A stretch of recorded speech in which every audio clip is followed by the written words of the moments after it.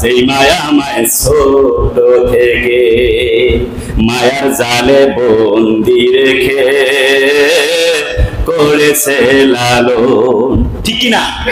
গজল বলবো না আজকে, বলি অনেক গজল আমার মুখস্থ আছে, কয়েক হাজার বলবো ইনশাআল্লাহ, কিন্তু আজকে আর সময় নেই, তো এই আলোচনাটা ক্লোজ করবো। প্রিয় ভাইয়েরা আমার, হযরত নবীজি বললেন রাগমান ফুহু, রাগমান ফুহু, রাগমান ফুহু। হাদিস বলছি, শুনতেছেন আপনারা? রাগমান ফুহু এর মানে হলো তার নাক ধুলায় মলিন হোক। হযরত নবীজি এমন কথা 3 টাইমস রিপ্লাই 3 বার বললেন। এবার সাহাবীরা বললেন ইয়া রাসূলুল্লাহ, কোন সেই 3 ব্যক্তি, কোন সেই ব্যক্তিগুলি? হযরত নবীজি বলেন, যখন সাহাবীরা বলল কিলা মান ইয়া রাসূলুল্লাহ, সাহাবীরা বলেন ইয়া রাসূলুল্লাহ, কারা সেই ব্যক্তি যারা ধ্বংস হোক? নবীজি বলেন মান আদরাকা ওয়ালিদাইহি ইনদাকাল কিবারা আহাদুহুমা আও কিলাহুমা, যারা মা বাপ একজনকে অথবা দুইজনকে পেল কিন্তু মাপ নিয়ে জান্নাতি হতে পারলো না, ওই ব্যক্তি নারী আর পুরুষগুলা ধ্বংস হয়ে যায়। বক্তব্য কার? চিল্লায় বলেন বক্তব্যটা কার? হযরত দুধমা হালিমার সাথে হযরত নবীজি কোমলপূর্ণ বিনয়পূর্ণ আচরণ করেছিলেন, মনে আছে আপনাদের? মা আসছে হালিমাতুস সাদিয়া, দুধমা, নবীজি বক্তব্য দিচ্ছে, তার মা আসছে, হযরত রাসূলুল্লাহ দাঁড়িয়ে গেছেন এবং তার চাদরটা তার মায়ের জন্য বিছিয়ে দিয়েছেন। সুবহানাল্লাহ। তার মানে নবীজি শিক্ষা দিয়েছেন লাকাদ কানা লাকুম ফি রাসূলিল্লাহি উসওয়াতুন হাসানা। বলুন আল্লাহু আকবার। আমি তোমার মাকে, আমি আল্লাহ পাক বলতেছি, तमाम দুনিয়ার সব কিছু বিষয়ে বিশ্ব নবীকে তোমার জন্য মডেল বানায়া দিলাম।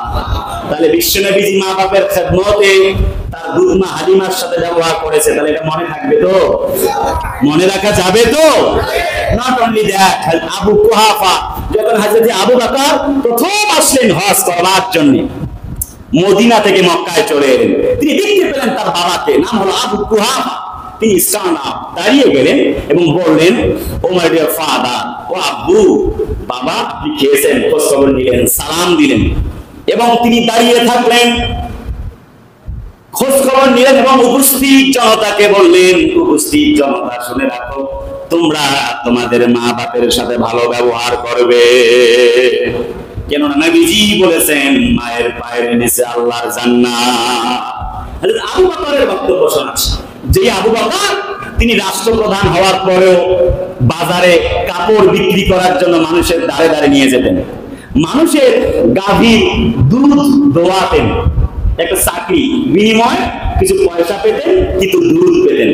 লোকেরা জিজ্ঞাসা করলো, ইয়া আমিরুল মুমিনিন আবু বকর, হ্যাঁ আবু বকর আল্লাহর বান্দা, আপনি এখনো দুধ দোয়ান, বাজারে যান, কাপড় নিয়ে ব্যবসা করেন, আপনার কষ্ট হয় না? হযরত আবু বকর বলেন, যা ব্যবসায় যতটুকু আমি পাতেও পাই তা দিয়ে সংসার চলে না, সংসার চলার জন্য তো আমার ব্যবসার প্রয়োজন। একবার তার স্ত্রীকে বলছে, এই পায়েস এলো কোথা থেকে? আপনার 1 মান্থ, 1 মাস পরে।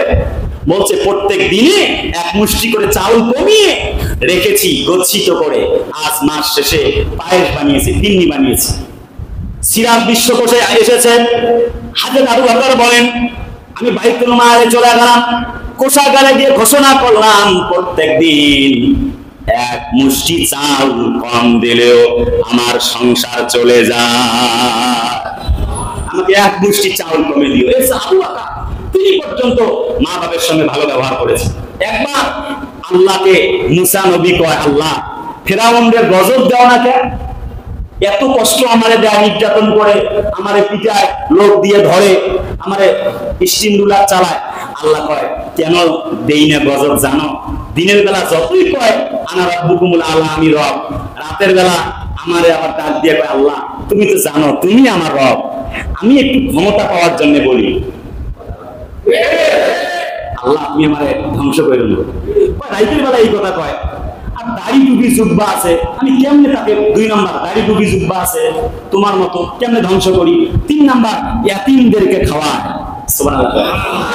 4 নাম্বার সে তার মাকে তুলে তুলে মুখের মধ্যে খাবার তুলে দেয়, মাকে সে খাবার তুলে খাওয়ায়, কেমনে ওর ধ্বংস করি বলো তো? হযরত মুসা নবীর কথা আর সামনে পা বাড়ালেন না। আমরা জাস্ট ভারতে বক্তব্য শেষ করতে চাই, কলিজার ভাত। তার মানে হযরত মুসা নবীর প্রশ্নের জবাবে আল্লাহ বললেন ফিরআউনকে এই জন্য ধ্বংস করি না, তার অন্যতম কারণ হলো সে তার মাকে পর্যন্ত খাবার খাওয়ায়।